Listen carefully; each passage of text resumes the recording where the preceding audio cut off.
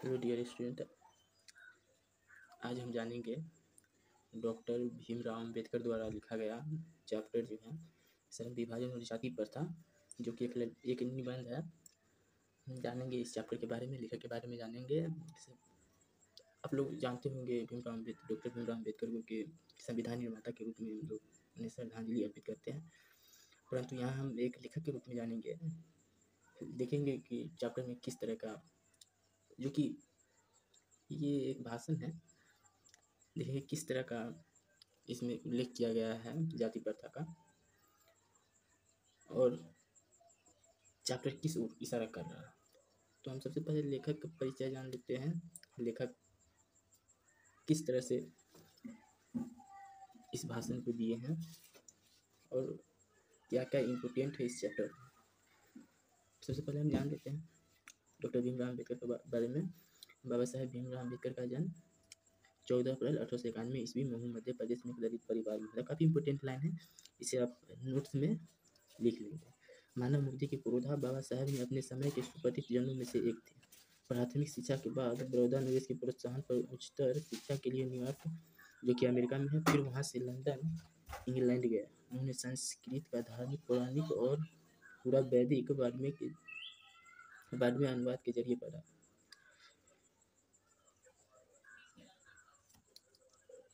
और ऐतिहासिक सामाजिक क्षेत्र में अनेक मौलिक स्थापनाएं प्रस्तुत की। यहाँ पे अनुवाद यानी किसी और भाषा में अनुवाद करके पढ़े।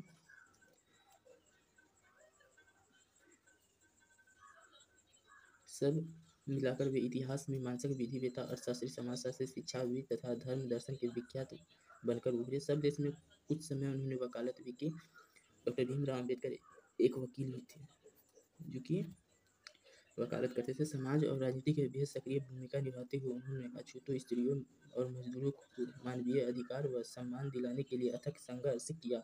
उनके चिंतन व रचनात्मकता के मुख्यतः 3 प्रेरक व्यक्ति रहे: बुद्ध, कबीर और ज्योतिबा फुले। काफ़ी इंपॉर्टेंट लाइन है, इसे नोट्स में अवश्य लिखें। आपसे इस तरह से क्वेश्चन पूछेगा कि डॉक्टर भीमराव अम्बेडकर के चिंतन व रचनात्मकता 3 प्रेरक व्यक्ति के नाम बताए, तो आपको बताना होगा कि बुद्ध, कबीर और ज्योतिबा फुले। ऐसे भी बोल सकता है कि निम्नलिखित में कौन है। कि डॉक्टर भीमराव अम्बेडकर के चिंतन व रचनात्मकता के प्रेरक व्यक्ति कौन है, 3 को दे देगा। कहेगा कि बुद्ध, कबीर और ज्योतिबा फुले, एक ऑप्शन रहेगा इनमें से सभी। तो आपको सही में जाना है, या फिर किसी एक का देगा और 3 गायब रहेगा, तो आपको चुनना पड़ेगा। भारत के संविधान निर्माण में उनकी महती भूमिका और एक समर्पण के कारण ही हम आज उन्हें भारतीय संविधान का निर्माता कर श्रद्धांजलि अर्पित करते हैं। दिसंबर 1956 ईस्वी में दिल्ली में बाबा साहब का निधन हो गया।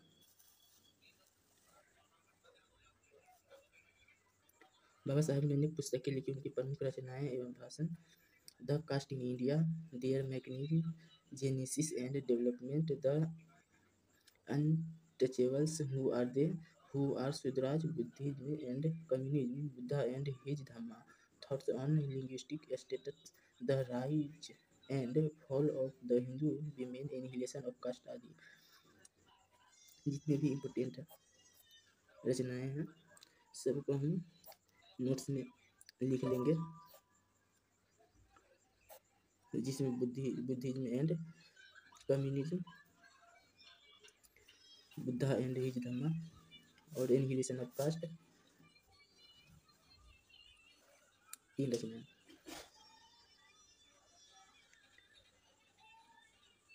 हिंदी में उनकी संपूर्ण बाद में भारत सरकार के कल्याण मंत्रालय से बाबा साहब अम्बेडकर संपूर्ण बाद में नाम से 21 खंडों में प्रकाशित हो चुका है।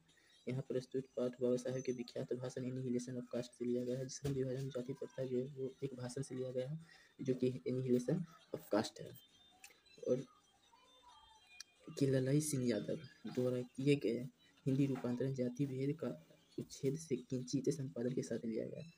इनका जो रूपांतरण है, हिंदी में जो रूपांतरण किया है, उनका नाम है ललाई सिंह यादव। यह भाषण जाति पंथी टोरक मंडल लाहौर के वार्षिक सम्मेलन 1936 के अध्यक्षीय भाषण के रूप में तैयार किया गया था। ये जो भाषण लिया गया है, ये एक वार्षिक सम्मेलन होता था, जो कि लाहौर में हुआ करता था।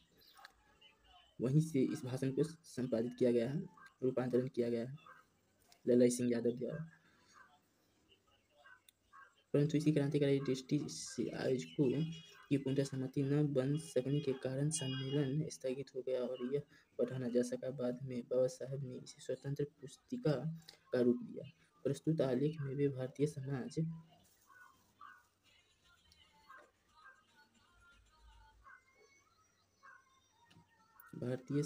में श्रम विभाजन के नाम पर मध्ययुगीन अवशिष्ट संस्कारों के रूप में बरकरार जाति प्रथा पर मानवीय नैसर्गिक न्याय एवं सामाजिक सद्भाव की दृष्टि से विचार करते हैं। जाति प्रथा के विषमता पूर्वक सामाजिक आधारों, पूर्वग्रह और लोकतंत्र के लिए उसकी अस्वास्थ्यकर प्रकृति पर भी यहाँ एक संभ्रांत विधिवेता का दृष्टिकोण उभर सका। भारतीय लोकतंत्र के भावी नागरिकों के लिए यह आलेख अत्यंत शिक्षाप्रद है। आज की वीडियो में हम लेखक का परिचय जान लिया है। नेक्स्ट वीडियो में हम चैप्टर के बारे में पढ़ेंगे और जो भी इम्पोर्टेंट होंगे उसको नोट्स बनाएंगे। नेक्स्ट वीडियो में क्वेश्चन आंसर भी कर लेंगे।